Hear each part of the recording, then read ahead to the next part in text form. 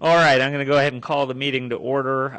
It's been a little while since we've had a Martoc meeting. I do want to apologize for that. The pace of this particular legislative session this year makes it very difficult to do much else other than legislating during this time. So we did manage to find a day that we can slip a meeting in that our new board chairman could be here with us. So today seemed like an opportune time, even if it is better than 60 degrees outside and 2 p.m. on a Friday. So that being said, I do want to welcome our new board chairman, Robbie Ash, who actually took office at the beginning of the year, correct? And call on you to make some introductory remarks, and look forward to a good working relationship with you as we move forward. Well, thank you very much. I don't know if I need that. Y'all can probably hear me. Yeah, you're going out, there's thousands of people watching around the world. I used to have that audience on Channel 26, everybody's favorite public access channel. I had Arnie Silverman once told me that I was the only cure for his insomnia because of the tone of voice I usually used when talking to the Atlanta City Council in my reports to them. I want to say thank you. I've been privileged enough over the years to get to know most of you and in prior capacities. It's good to see you again. Hello, Senator Ford.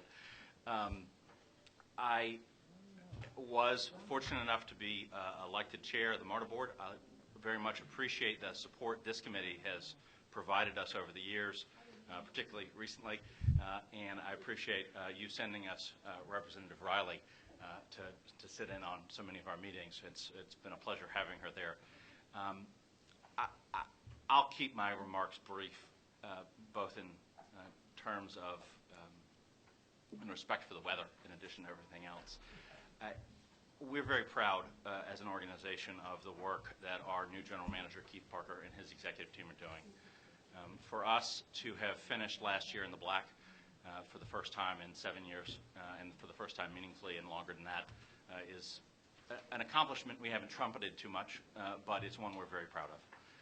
I tell folks that for me, my bottom line, the board's bottom line is the bottom line, and we have a general manager and an executive team who are working hard to get us there, both so that we can stop spending down our reserves, which were, as you know, dangerously depleted, so that we can be around for the next several years, so that when the region does decide to have another conversation about transportation and transit funding, that we're able to have a full seat at that table.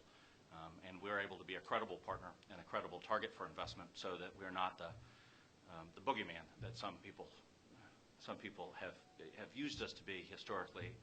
I mean, we recognize that there are going to be some folks who don't ever believe that any money should be sent to transit, but we believe that if we can be credible fiscal stewards, if we can demonstrate that we are responsible managers of public money, which is what we have, that we will be in a better position, and the region will be in a better position to make solid investments in transit going forward. So that's what our goal is.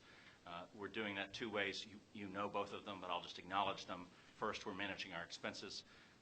I know the second item on the agenda is the KPMG implementation report. We now call it the MARTA Transformation Initiative because we're committed to that idea of critically re-examining everything we do, both in terms of what KPMG identified, but also outside the scope of that as well. And so you'll get a briefing today about the MARTA Transformation Initiative. There is no magical $50 million a year line item in our budget. There never is. But what I hear Keith talk about all the time, and what really resonates with me, is a commitment to routine excellence, which means that if we do everything we do and we do it, each piece of it as well as we can, then we'll squeeze a penny here and we'll squeeze $1 there and we'll squeeze a nickel there. And by the time you get to the bottom of what is a long balance sheet, we'll have achieved some real savings. The other side of that coin is improving our revenues. Obviously, we're intent on doing that. The most prominent example of how we're doing that is the transit-oriented development that we're doing. We recently signed a contract, or I believe it's been signed, but the board approved signing a contract with Walton Communities to redevelop the King site, or the parking lot, the south parking lot at the King Station. We are currently negotiating. I hope I'm not talking out of school here. We're currently negotiating with the Decatur Development Authority about redevelopment of the Avondale Estate Station. And then there's a rollout of other stations coming ahead of that. There will be other things that we do to pursue revenue, additional revenue items. The board recently voted on a policy change to permit limited alcohol advertising on some of our facilities. We'll be looking at concessions opportunities. We'll be looking at a variety of other things. So again, there won't be any magical $50 million that appears. But hopefully, if we can get $500,000 a year in ground rent from ML King, and we can get another $25,000 a year, then we can demonstrate to folks that we are those responsible fiscal partners that I think we need to demonstrate to be the recipient of further investment going into the future. Right. With that, I'm happy to take any questions, or I'm also happy to defer to the people who actually know what's going on with the agency. Well, thank you, Chairman Ash, and I just want to say that, as you know, many members of the General Assembly on both sides of the aisle have been very pleased with the direction in which MARTA is headed. It is clear to me that now, with more than a year under Mr. Parker's belt, that MARTA has gotten very serious about its bottom line, about, at least from an operating revenue standpoint, turning the fiscal ship around and operating in the black, and also, what you call the transformation initiatives. It's hard for me to get past the 4 letters KPMG, but that was an audit that I found very encouraging when it landed on my desk back in 2012. And of course, the fear with any study or audit like that is that it just gets shelved and a stack of new studies and audits come in behind it, and that stack sits there and gathers dust. I'm certainly very pleased that Mr. Parker and the MARTA board have taken that management audit and run with it. We are saying we're going to get an update from from staff on that issue today, but the progress that is being made is good, and it leaves me very hopeful for where we go from here.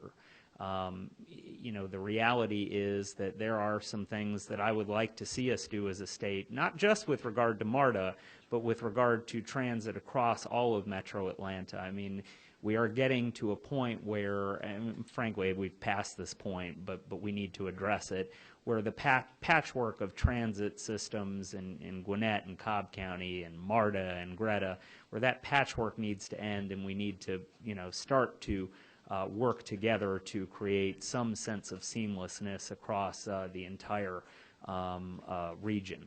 So that, I think, is an area with continued progress at MARTA that you will hopefully see the state become a willing partner in, and certainly appreciate Fred Daniels' leadership on the prior board. I know you personally, Chairman Ash, and certainly know your abilities, and I think the MARTA board is in good hands, and I look forward to working with you. Well, thank you all very much. Thank you. Yes? Are you going to cover what our plan is for next week? The legislation? I'll touch on it toward the end of the meeting. Senator Fort.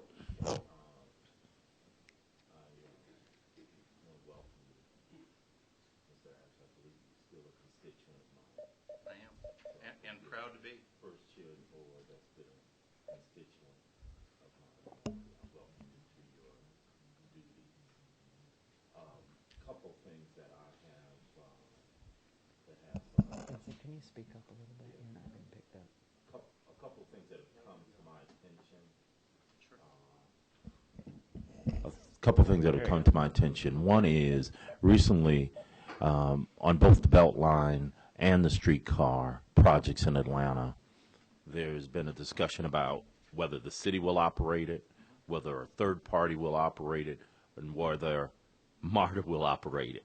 I know during the discussion during the T-Splost and over and and over time, before the T-Splosh discussion and debate, there was in the community, and it was very much discussed that MARTA would be operating those projects. The fact is, MARTA operates 95% of all transit trips on any given day, and compared to any other, all combined other agencies. It was always, I think, the community's understanding or assumption that MARTA would be operating the streetcar, that MARTA would be operating the Beltline. It seems to me that as MARTA looks for revenue enhancements, these are opportunities for revenue enhancements for MARTA. So that's why I was surprised when it was reported on TV and other places that that was not a decision. It seems to me that MARTA has the expertise, MARTA has the experience, and MARTA, and to bring in a third party, and I believe some of the there, and you can clarify that there. Some of the third-party bids or some of the third-party proposals have already come in very, very high. I want MARTA to do it because you do it better than anybody else, truth be told. And what's the status? What's the status of that? Is MARTA going to be doing the streetcar and the Beltline? I'll answer the easy one first. Yes. The Beltline, I don't think anybody has any firm idea about that. Mm-hmm. Let me say that this question touches on a broader point that I kind of made earlier. I talked about my view of our short-term responsibility, the board, the executive management team, of improving MARTA's credibility as a partner, as an investment destination, or an investment target. One of the things I want very much is for MARTA to demonstrate such routine excellence, such excellence in everything we do on a daily basis, so that when someone comes along and says we have a new transit modality that we want to operate in the city of Atlanta or in DeKalb County or in Fulton County, that the first entity they think of to operate that is MARTA. So that they do approach us and they say, why would we do anything else? Look at MARTA. I mean, they're wonderful. The Beltline, I don't think, I mean, as far as I know, the conversation about how you're going to pay for transit on the Beltline is not far enough along to have gotten to and who would do the operation when you get there stage. Certainly, I would hope that MARTA would have the opportunity to put its best foot forward to make the case as to why we should be the operator of that. I think it makes a lot of sense. But I think that one's down the road or down the trail or down the path of the ways. In terms of the streetcar, my understanding, and again, I don't want to talk out of school here, but my understanding is that the negotiations are ongoing between the city and MARTA in terms of us operating the system for a while. I think the city does have it. I think the city. I don't want to speak for the city. I don't speak for the city. Sure. MARTA is committed to being. I mean, we were the original grantee. The city has now received grantee designation on its own. That said, we were the flow-through entity for a while. Right. We are certainly involved we were involved in the procurement process. We're involved in the build-out. I believe that we will be involved to some degree or another in the operations and maintenance of that. But those conversations are ongoing. May I follow up, Mr. Chair? You may. I hope it's not one degree or another. I mean, I think you all have demonstrated the excellence. I appreciate that. I mean, otherwise you wouldn't be doing 95% of each day's transit trips in Metro Atlanta. But the follow-up is this on another issue, and I'm glad to hear your negotiations. A third party is fine for consideration, but I think you guys ought to be the ones doing it. But to follow up on another issue, transit-oriented development. Yes, sir. I have had over the years several MARTA stations in my district. Yes, sir. Still have several, and I am just I make this appeal to every chair of the board as well as staff that y'all do your transit-oriented development equitably, not just in, you know, one part of town, but in as equitably across your map, and that's just, you know, and I don't know if we even need you to comment on that. If you'd like, you can, but we need to make sure that it's not just stations where redevelopment would have gone on anyway, Sure. but development where it's needed, you know, in particularly on the south side and west side of the MARTA map. Well, two of the most exciting opportunities for transit-oriented development are the two stations that bracket Fort McPherson. Absolutely. And I can't wait to see those come online. They're currently, those are not going to be released under the current plan in the next 6 months or the next 12 months, but I mean, certainly they're kind of tracking with the Fort McPherson redevelopment in general. I mean, in terms of equity, I'm certainly committed. I believe that the rest of the board is certainly committed to a strong affordability component of the transit-oriented development. And frankly, it makes sense if you're going to build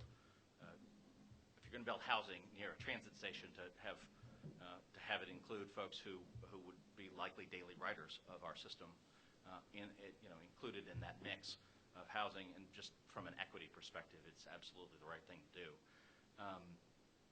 I will say that we continually take a look at the transit-oriented development piece. We recently hired somebody we're very excited about, a woman named Amanda Ryan, who came to us from Invest Atlanta. And that brings me to the concept, which, this is a partnership ultimately between us and our member jurisdictions and the jurisdictions in which we operate. So, for instance, I know Chairman Jacobs is aware that the city of Brookhaven has had some interest in redevelopment of around the Brookhaven station, and that there will be some conversation about how do we work with the Brookhaven Development Authority to make that work. There will be some, and certainly other members of the committee as well. There will be conversation with Invest Atlanta about how do we do work, for instance, possibly around Fort McPherson. We're working with the Decatur Development Authority out at Avondale Estates right now.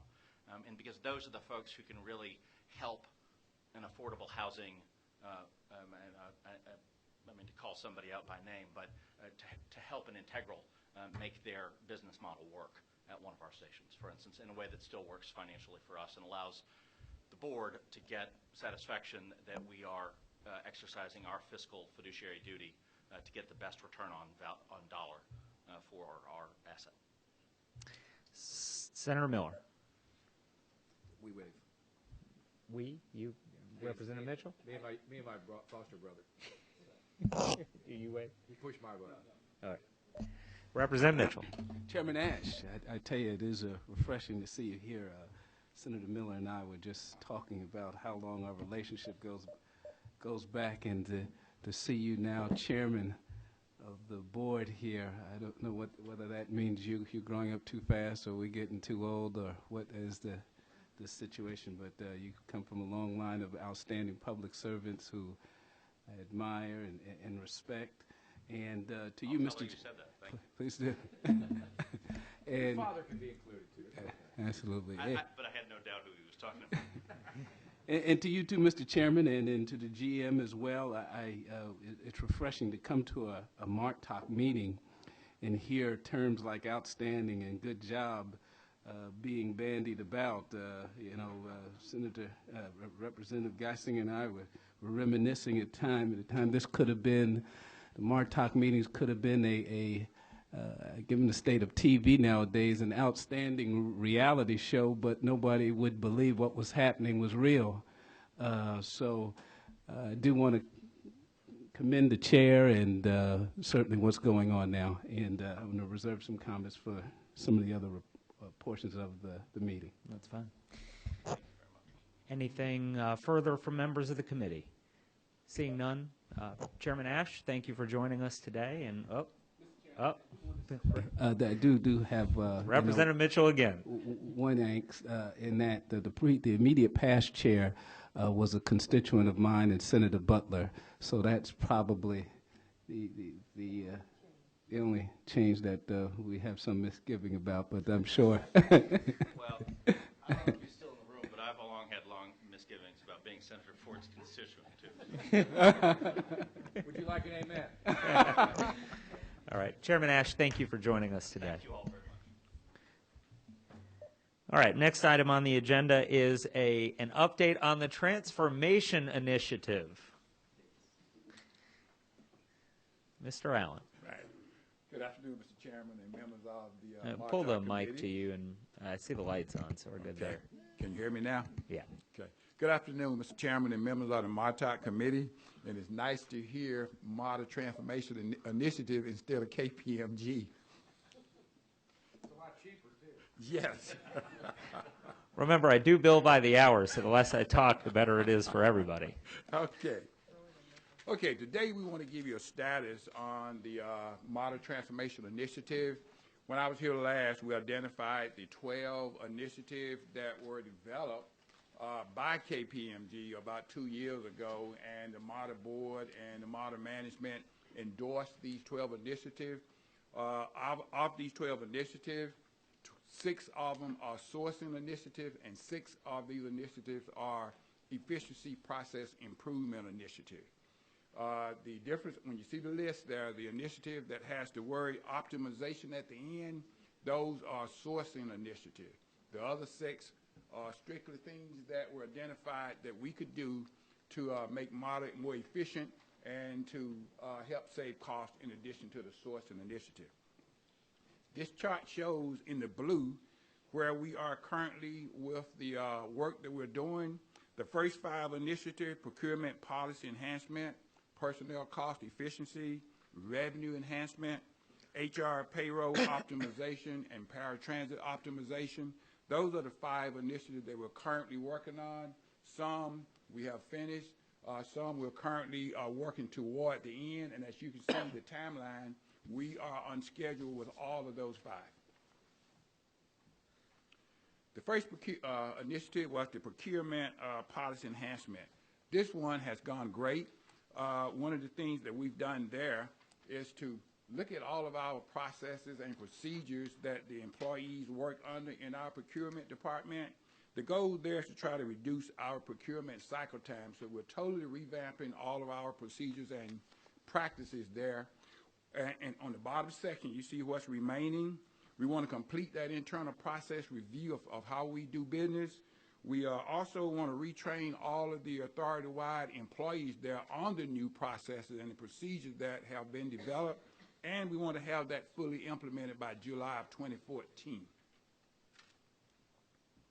The next initiative, personnel cost efficiency. Mr. Chairman, is ESC your Executive Steering Committee. Yes. Thank you. The next initiative is the personnel cost efficiency. Here we're trying to achieve some personnel cost efficiencies there. As you know, our operating budget, the total budget is roughly about $400 million net operating expenses. Of that $400 million, 75% of it is made up of salaries and benefits. So if we want to make some improvement and reduce our costs, we got to review some things there as to what we need to do. Under this particular initiative, some of the key things we're looking at are our medical insurance, pension, and those type things, and we're currently working there to see what we can do to improve that and to get a balance between our salaries and our benefit for our personnel. The next initiative is revenue enhancement, and our chair touched upon some of the things that we're doing there. We're looking at all of our existing revenues, looking at where they are today, and we're making some effort to see what we can do to improve some of those revenues. We've also looked at identifying some new revenues that we want to pursue. He also mentioned the fact that we're looking at our advertising policy, where we've added alcohol to one of our advertising policies there. We're also looking at our TODs. He mentioned that we're looking at a new TOD facilities. I'm going to move to the next slide to show you that one. He mentioned King Memorial. This is one of the premier TODs that we're currently working on right now. This particular TOD will generate ridership in addition between about 367 to 500 additional riders per day. In addition to the ground lease revenue that we will be getting from this particular initiative. So as you can see, with the revenue enhancement, we're really moving this particular initiative with all of the various revenue enhancement. Some of these things may go on 3 to 5 years to show that, you know, they fully maximize what we can do with some of these revenues that we're looking at. Senator Miller.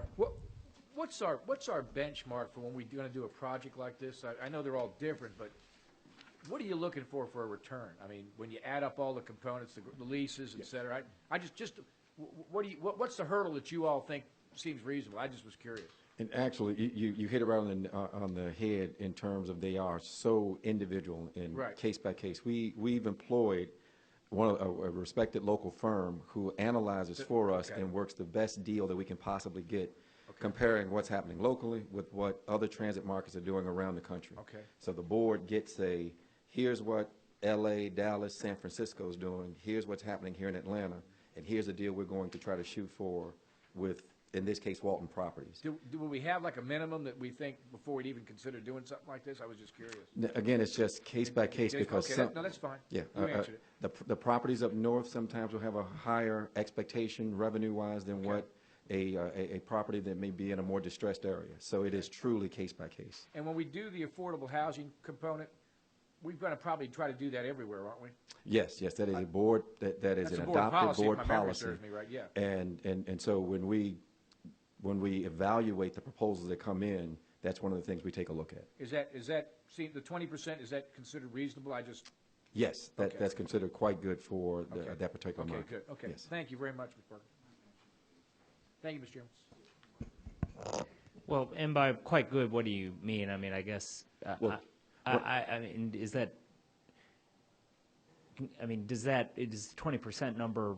I mean, is that aimed at making the project doable from or I mean, what is it aimed at? Again, it's going to be where the particular site is that determines what percentage we will aim for, and so we will work with our consulting group and see what other similar properties around there are asking. Typically, to be candid, you make more money with fewer affordable housing units. So to get up to 20%, that's what I'm saying. That's a quite good number. Okay, 20% is a goal. Is a hefty number, yes. Right. Particularly for a place as we get into to get hotter and where you could sell every market rate unit, you potentially sell them all out. What were you just mentioning? One of the things that we use as a metric when we're scoring proposals is that we look at ridership. I mean, well, yeah, because I'm thinking with the affordable housing, you got a good shot to pick up more riders. That was part of the reason for my question. Yeah. And that's exactly one of the major criteria pieces we look at. And in this case, you're seeing upwards of 500 new riders per day being generated by this facility. Right. Okay. And so if you assume we're making around $2 per customer each trip they take, that adds to the revenue enhancement of this particular unit. And the synergy is certainly very important. Absolutely, so, absolutely. I do want to recognize immediate past chairman of the MARTA board just walked in, Fred Daniels. Thank you very much for your service. This is our first meeting that we've had since you departed the board, or not the board, but as chairman. You're still on the board, thank goodness. But I do want to give you a round of applause. And certainly thank you for your leadership. Senator Ford. A couple of things. One, your alcohol advertisement, are those already in place? Yes, sir. The alcohol advertisement was approved by the board, and it is in place now. Okay, and who's the advertiser or advertisers? We use the what's the name of our firm? CBS Outdoor Advertising, and one of the things that and what products? Beer, wine, liquor. We currently advertise on our bus shelters, and they do advertise all of the products you just mentioned. Okay. What we are now doing is moving into a different phase where we're going to do advertising in our stations on the outside of buses, and we will do all mediums, but at the same time we do have in place a policy that we have to take a look at those ads before they go up. Yes. And taking a look at them, is that staff approval or is that board approval or?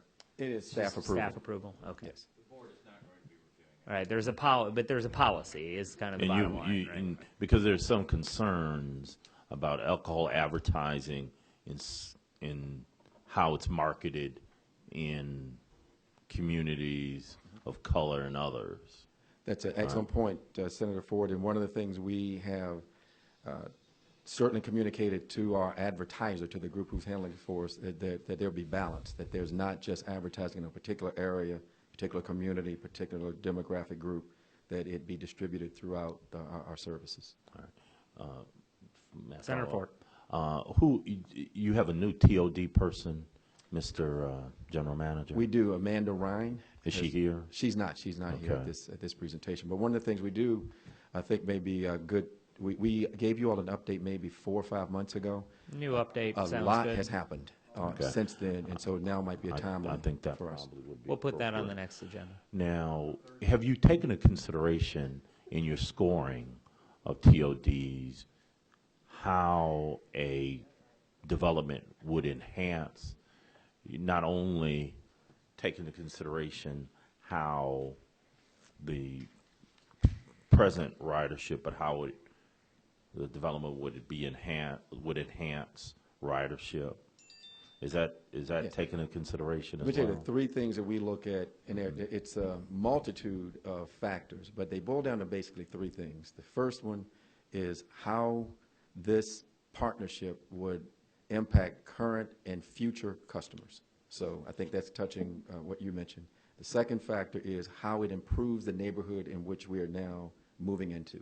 So we don't want to go in there and be partners with the local salvage company who may give us more money, but it's going to bring down the overall stature of the neighborhood. And then thirdly, we look at the revenue it brings. But those first 2 factors are actually more important to us than just the core money that they're paying us on a monthly basis.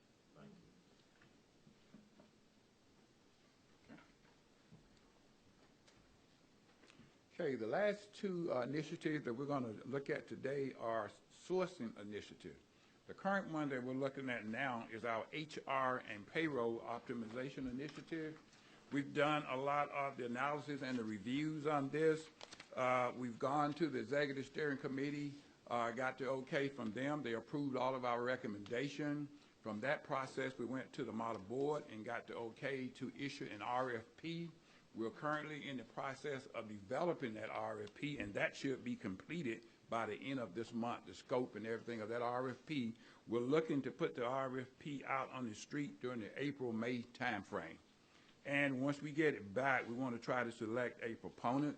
Once we do all the evaluation, we want to try to select a proponent around the July timeframe of 2014.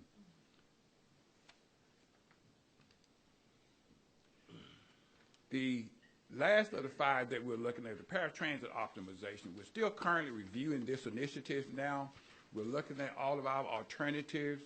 We're looking at what type of scenarios that we would like to go out with.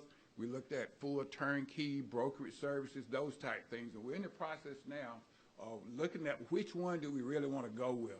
We're also looking at the fact that we're going to be developing our Brady facilities, and we want to make sure we get that completed before we actually award this contract with anyone.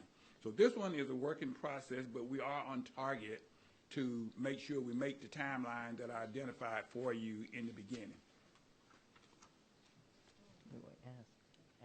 And the next slide just shows some of the next 2 initiatives that we're going to be dealing with during fiscal year 15. The major 2 there are... If we can hold up on the paratransit. Representative Riley. Thank you, Mr. Chairman. Mr. Allen, what is the projected completion date of the Brady Garage improvement? September 2015. Okay. Thank you. That's helpful for us to reconcile in our mind a timeline. Okay. Thank you. Great. Right. Continue. The last slide is just letting you know what we're going to be embarking upon in 2015. The next 2 major initiatives are going to be our workman's compensation cost containment and cleaning service optimization. And that's complete my presentation. Right. Any further questions for Mr. Allen? And when do we expect the request? I'm sorry, board approval of the request to solicit the RFP for paratransit? Well, we're going to be doing some more reviews and analysis.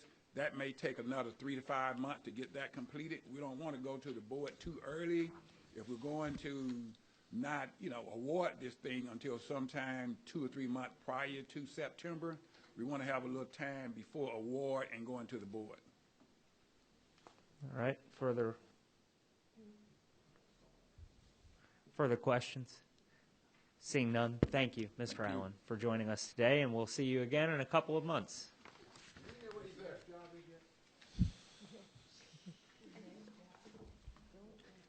Don't encourage. That's right. We like having Mr. Allen around, that's for sure.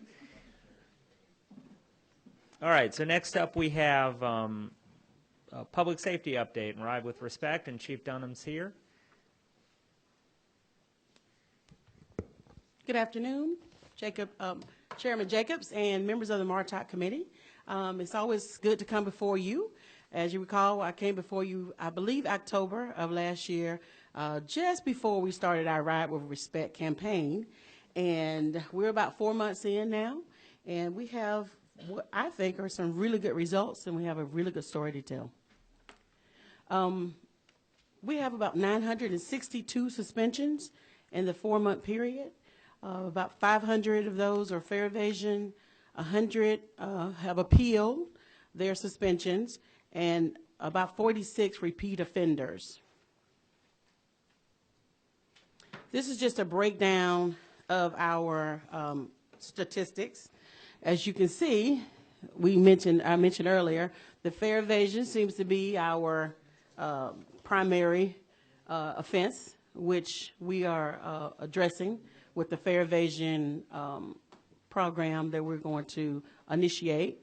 Next, we have our nuisance behavior. This is disorderly subjects. That's number 2.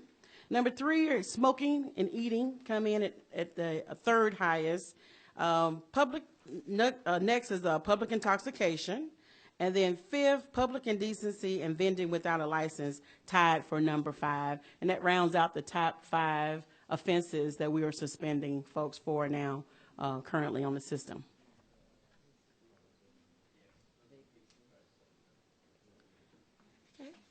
Okay. Should I continue?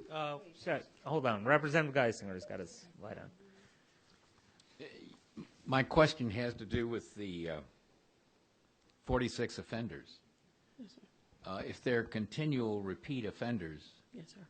are we doing anything legally that are they serving some time, or what happens to them? Yes, sir. What we do is if a person is a repeat offender, then they will get time added on to their suspension. We have also contacted the judges in our local jurisdictions, and they are actually giving them more time onto their sentences. So they're serving longer sentences than they would normally serve. Now, when you say suspension, you're talking about suspension from riding. Yes, sir. But this is the crime, so we're also putting people in jail. I understand that. How do you keep track of them? We have a system as an automated system that if we have a person that's a suspension coordinator, and they put these suspensions into the system on a daily basis. If that person is come in contact with law enforcement, they will call it in, and it brings up a flag, and the dispatcher will tell the officer that this is a repeat offender. Thank you. Yes, sir. Senator Ford. Mike. Hold my question until she's finished. All right, good. And Rep, okay. Go ahead, Chief. Okay, thank you. And I'm almost finished. This is very brief. The appeals, just a breakdown of some of the appeals that we've had. We've only had about 100 people to appeal out of the almost 1,000 suspensions that we've given. And on the back, this last slide will kind of tell you what we've done with the folks who appeal their suspensions. And, we can go all the way up to 365 days, which is a year suspension. If you notice the rider probation with rider contract, those are mostly juveniles who or people who would have no other way to get to their doctor's appointment or get to school.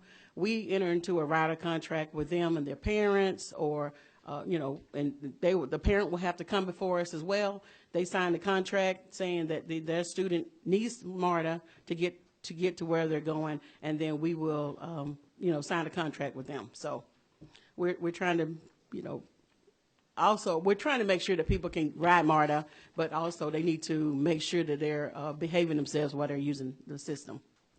For reporting incidents, how prevalent is the use of the CNSA app, which I've used one time? Okay, thank you. I hope we did a good job. Well, I don't know what the outcome of it was, but go ahead. Okay, we have about 8,000 folks who have uploaded or downloaded, and I never know which one that is, but they've gotten it, the app, and so we have about 8,000 people.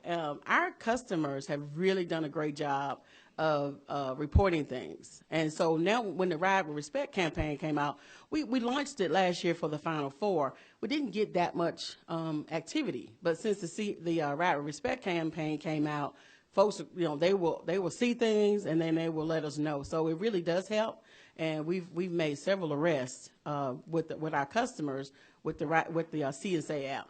Do you track the outcome of CNSA submissions? We do. How so, I guess? Like what kind of information would you have? We would have the time of day, who called in, what did we do with the call, if we sent an officer, dispatched an officer, if an arrest was made. Okay. So, like, would you have that information for, say, last month already? Yes, sir.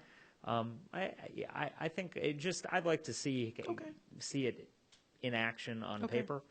And so maybe if I can get February's a list of maybe, and obviously, I mean, I don't know if there's some personal information in there that maybe you wouldn't want to produce to someone else. But no, it's not. It's just the names. We keep the personal information to the side, but it would just be the name, the person's name, or their login name. Okay. Well, if I could, yeah, just, I don't need to see, it going back too far. Just 1 month's worth of, say, February's reports on the CNSA app and what the outcome was. It just would be interesting for me to kind of get a grasp on that. Yes, sir. Okay. We'll get that for you. All right. That sounds good. Senator Fort? Yes, Madam Chief, let me ask you a question about the appeals. Who does one appeal to? Is it a board, or what's the makeup of the entity to whom one will appeal? We have a suspension panel that's made up of 2 citizens, not MARTA employees. So there are 2 citizens on the board, as well as Department of Diversity and Equal Opportunity. That's a MARTA area. That we have our legal person there, not as a voting member, but just to make sure that we're doing everything legal. We have an operations person, from somebody from bus, rail, mobility, just to make sure that they're understanding, and then we have someone from customer service. So it's a 5-person. Five person. And if I'm looking on page 3 of your report, and it tells me that 10 of the 100 persons who come before you, or in 10 of the 100 cases that come before you, 10 of them are reversed. Is that correct?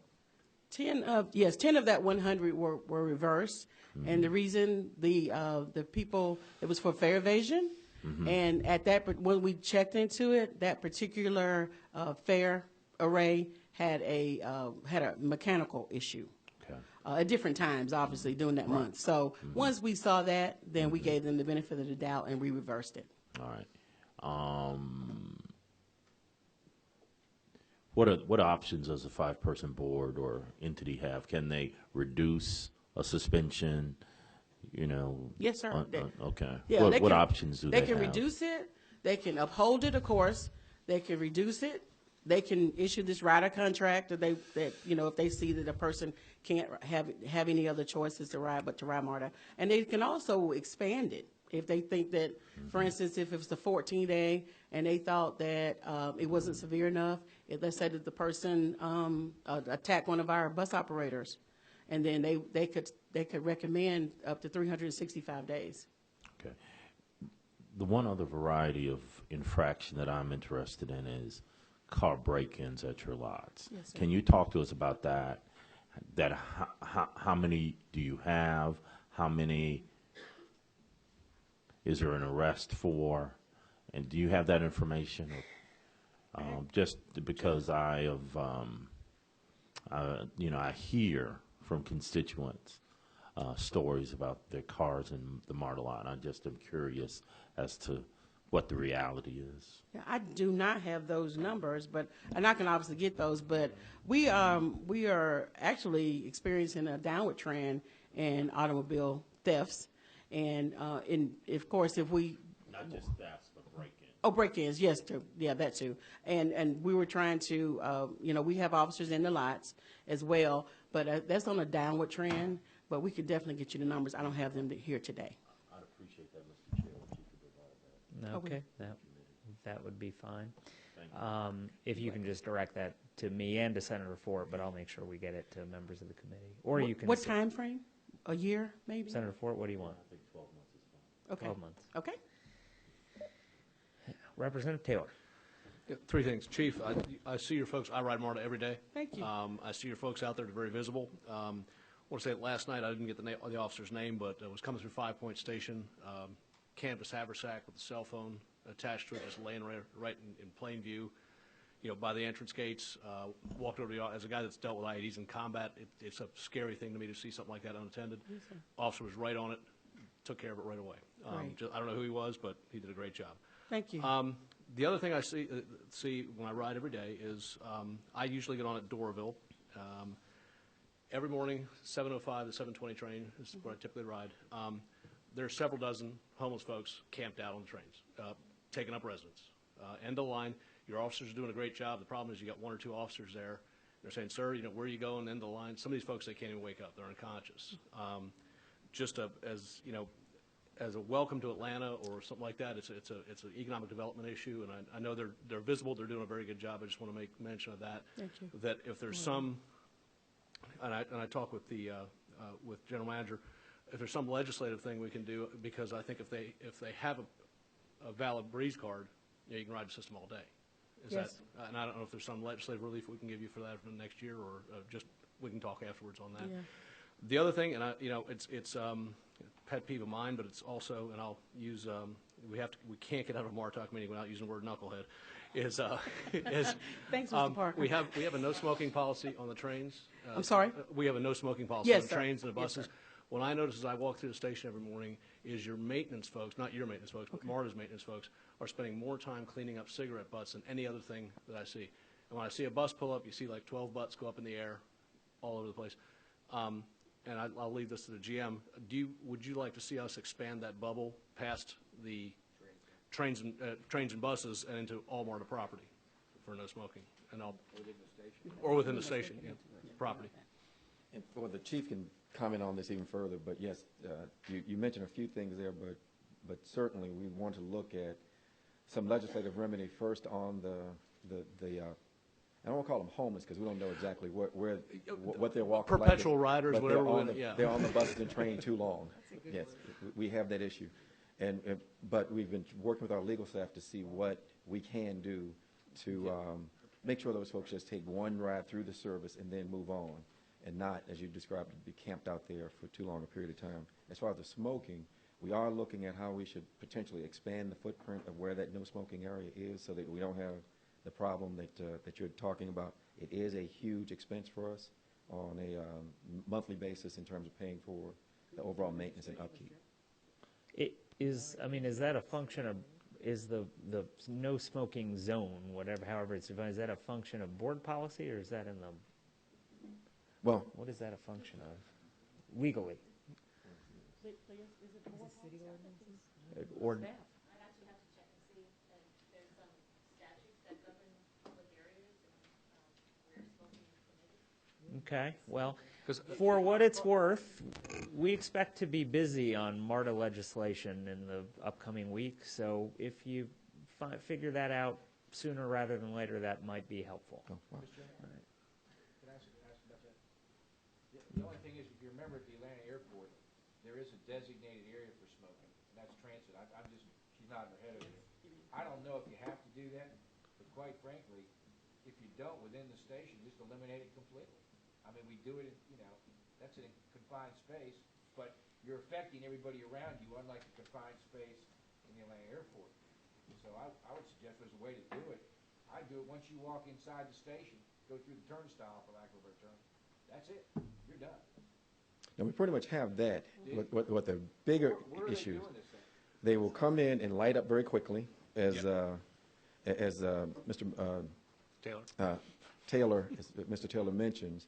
They will light up, and then as the train's coming, throw it off into the track, very, very quickly, and jump on the train before our folks can even get to them at times. And then around the bus stops, it is legal for them to smoke around the stop itself, but then, as you say, the on smoke the back is end, I see your custodial folks coming over and having to clean back, it up. and it's not coffee cups, it's not napkins or something like that. It's what I walk through every day is cigarette butts. Right. And a couple other things that you all mentioned I did want to touch on. The as it relates to the CNC app, we want to make that stronger in the coming months by improving technology. And what that'll allow us to do is working wirelessly with one of the providers. We then can be able to send the text messages and keep the cell phones going even while they're in the tunnels. And that's where we have a bit of a weakness right now. And so that's something we are working on coming up in the future. And while I got the podium here, just two other quick things. I did want to introduce you all to a brand new staff member we have, the new chief auditor, Terry Thompson. Terry, if you'll stand, please. Welcome, Terry. And he just joined us a few months ago. And then also wanted to recognize, you all beat me to the punch, former Chairman Daniels came in. He's late because of me. While you all were up there praising me about all these various things, I screwed up and forgot to tell our folks to pick up Fred on the way over here. He's a former chairman, the perks are gone. At least Robbie got here on time.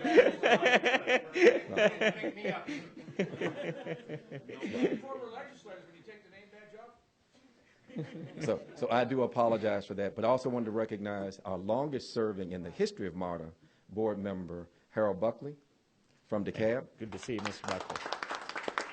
And the newest member of the MARTA board who replaced Janine Miller from Greta, Kirk Feldstuhl. And Kirk, I think this is his first meeting in his new capacity. We'll be, I was waiting on Mr. Feldstuhl. We'll probably be talking with him in just a second. So. All right. And thank you all very much, unless there are other questions for us. Someone in the audience passed up Code Section 16-12-120, which says a person who commits or attempts to commit any of the following acts in a public transit bus, a rapid rail car, or a rapid rail station or intermodal bus station shall be guilty of a misdemeanor, and among the list is smokes tobacco in any form. So it may already be covered by current law. I'll take a look at the definitions of these terms that are in the lead here, and it may already be covered. So, all right, Chief Dunham. Okay, I want to finish up unless there's any other questions. I'm sorry, there are questions. Senator Miller. I'm done. He waves. Senator Fort. I have a question for the general manager when it's appropriate. Now is appropriate. Okay. And I'm sorry, Mr. General Manager. I was looking at my notes when staff was doing the KPMG MARTA KPMG report, but one of the things that I wanted to know was how is what is the process which will allow, or has the process allowed for input from employees, particularly from the union, from ATU? How is that working? Yes, what we will do, so the one where it's most relevant will be on the paratransit. And what we will do is, as we first refine the data, and that's one of the most important pieces, is making sure we have a full understanding of exactly what it's costing us to provide the service and what are the drivers of those costs and so forth, and see how we compare nationally, within the region, nationally, and so on. And then once we get that information, we will go to our employees, union and non-union employees, and ask, how can we be more efficient? What are the things we know we can do to make ourselves as efficient as possible?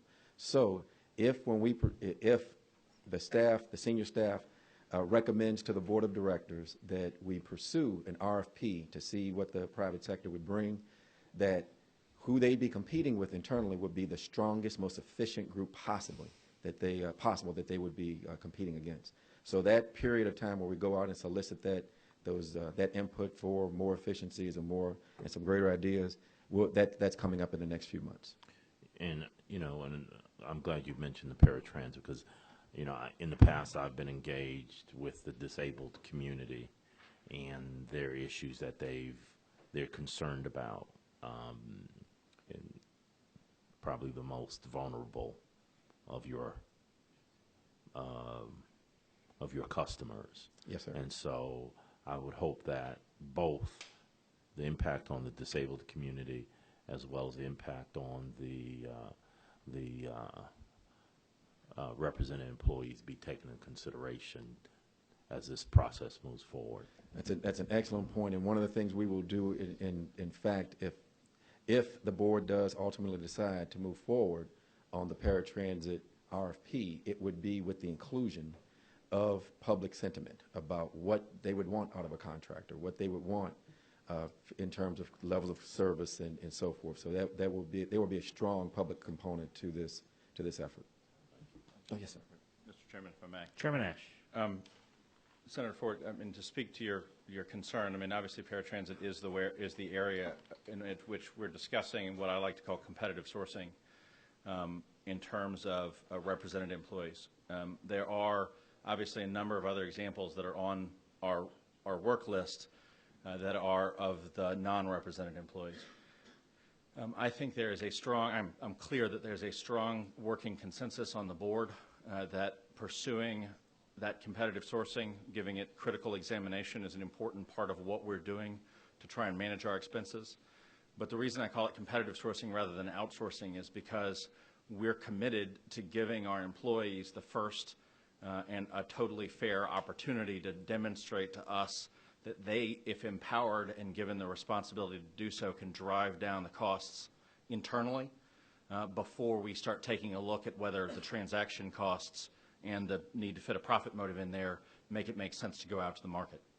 So that we think we owe a fiduciary duty to make sure that whatever service we're providing, whether it's cleaning the station, whether it's our HR function or it's our payroll function, that service is being provided at the lowest possible cost at the best quality level. There's a consensus on the board, I'm confident, and frankly at the senior staff level, that if current MARTA employees can do that, then great, but that if there's an opportunity for the private sector to do it at a more competitive price, probably with some elements in the contract there about current employees being given preference in hiring, that we would go out to the private sector to do that. Thank you.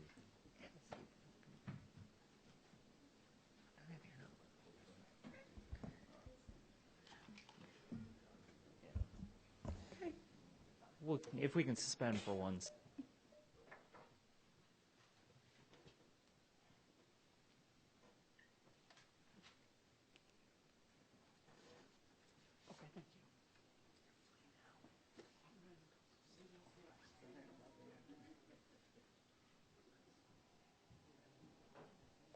All right. Chief Dunham was there. Are you finished? You tell me.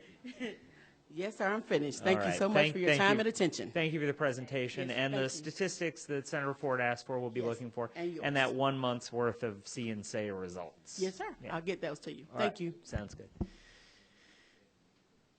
All right. The last item on the agenda is the outcome of the Senate Transit Study Committee and an update on the website preparation. I guess Greta is coordinating the website, correct? So would you mind reporting on that, Mr. Festal? Let me lead into this by saying that, again, I think the desire of many legislators on both sides of the aisle is to see some greater coordination among the transit agencies, and I think that extends to this smaller project that's kind of a first bite at that. But certainly, and this was initiated by the Senate, so I'm giving credit to the Senate here. All right. But certainly also later on, hopefully extends to a unified fair media system, and that's a project that ARC is actively working on now, and certainly even goes beyond that. But I do, maybe I'll call on, who was on that study committee? Senator Miller, were you, or Senator Butler? The transit one that Senator Beach. I was. Do you want to give an update? All right. Well, that's the one where you're talking about. Yeah, do you want to hit your button? Sure.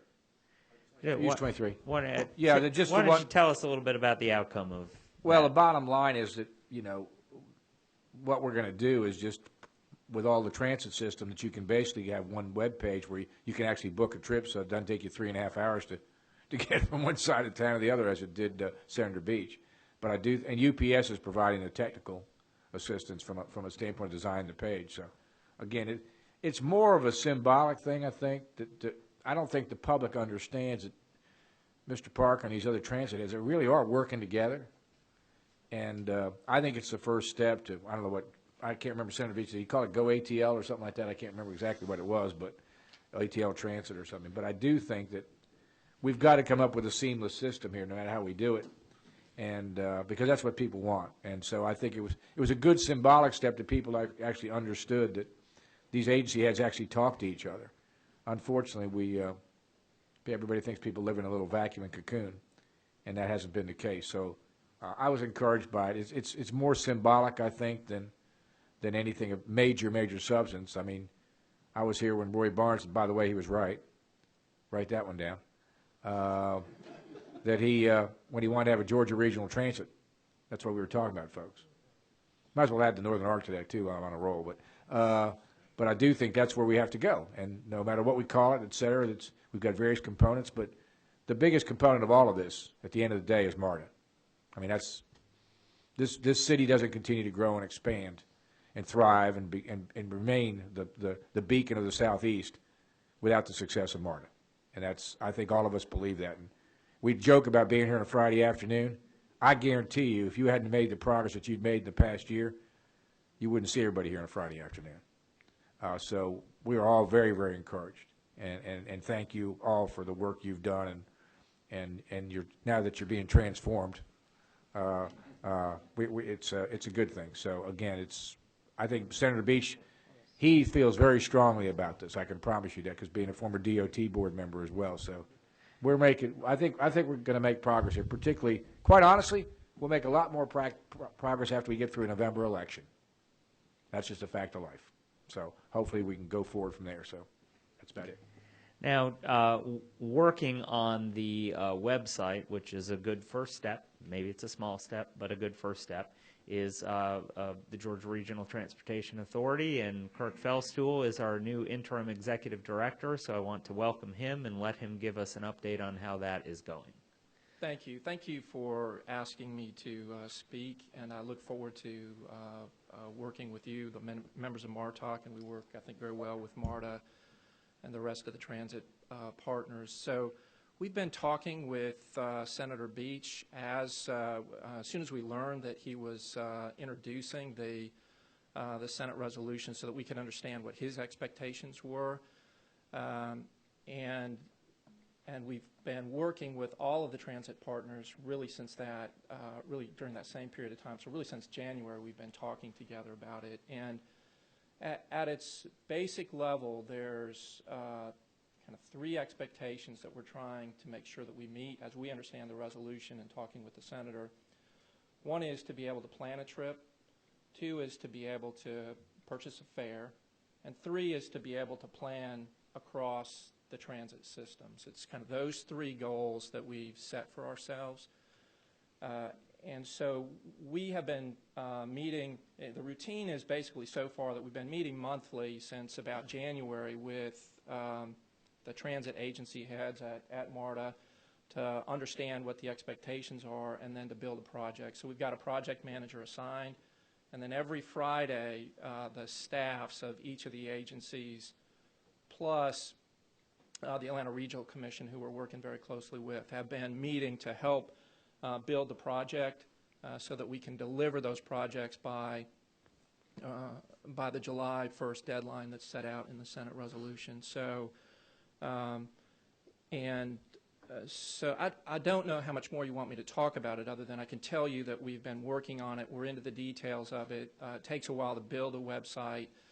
We feel like we're making progress, and we feel like all of the agency head expectations are the same, so that that when we come out of this on July 1st, it will be something that we're all very proud of, but also in the context of the expectations that it is a small step. It's a first version of what we'll be trying to do, and probably bears mentioning with no additional budget at this point. So, I'm not sure what else you want to hear, but I'm happy to answer any questions that you've got. No, I mean, I think that's a good update, Mr. Feldstuhl, and I guess it would ask that, certainly members of this committee, Senator Beach isn't on this committee, but I hope that will change at some point.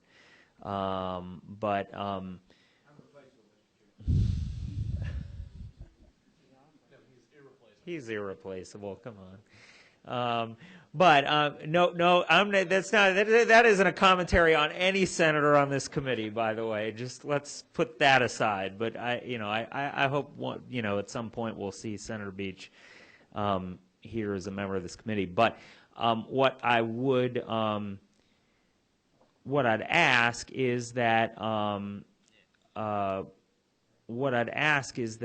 maybe you keep, as there's a mock-up or, some kind of a beta that isn't ready for prime time, but is, available. Maybe keep members of this committee apprised and maybe give us an opportunity to take a look at it and make suggestions. That would be helpful. I think at this point so our first goal is to get a prototype built. Based on what our staff's telling us, we'll have one built in time to be able to spend some time talking with folks about it to get some input. So I think we'll be able to meet that expectation. All right. And we'll certainly keep you informed of the progress. Any other questions for Mr. Feldstuhl? Seeing none, thank you, and welcome to your first MARTOC meeting as Executive Director. Thank you. Thank you. All right, future meetings, we'll certainly schedule TOD on an agenda sometime soon in the near future. Obviously, we like to see Mr. Allen every couple months, so that'll come up again as well. At some point, I'll probably want an update on ARC's work with the regional fair media effort, and I'll talk with Mr. Haggard about that. Still glad to see you at MARTOC meetings, just wearing a different hat. So. Home away from home. We'll just crank up a fireplace and it'll be very cozy. But those are three items that I'll be looking for updates on in the not too distant future, of course. The transformation initiatives being a perennial item on the agenda. I'll also just say, I guess Senator Miller just asked me to give a quick update on the legislation. It passed the Senate Transportation Committee unanimously last week.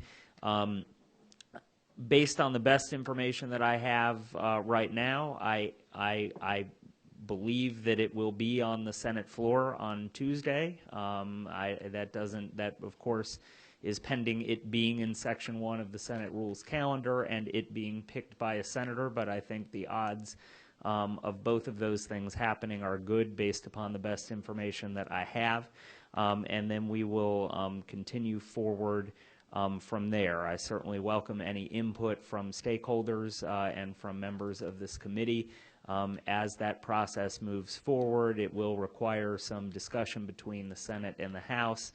But I am heartened to say to see the legislation moving forward. I will also say this: it's certainly the chair's intent that this be the last time for some period of time to come that we visit MARTA legislation in any kind of wholesale manner, although certainly there are smaller, more discrete issues that folks will probably want to see addressed as we go forward, things like the Medicaid dumping issue that has come up before, but you know, smaller, discrete issues of that nature.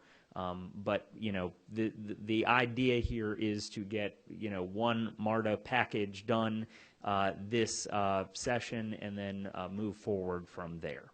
So that being said, there is nothing further to come before this committee. So so have a great rest of your Friday. Thank you for joining us today, and this meeting is adjourned.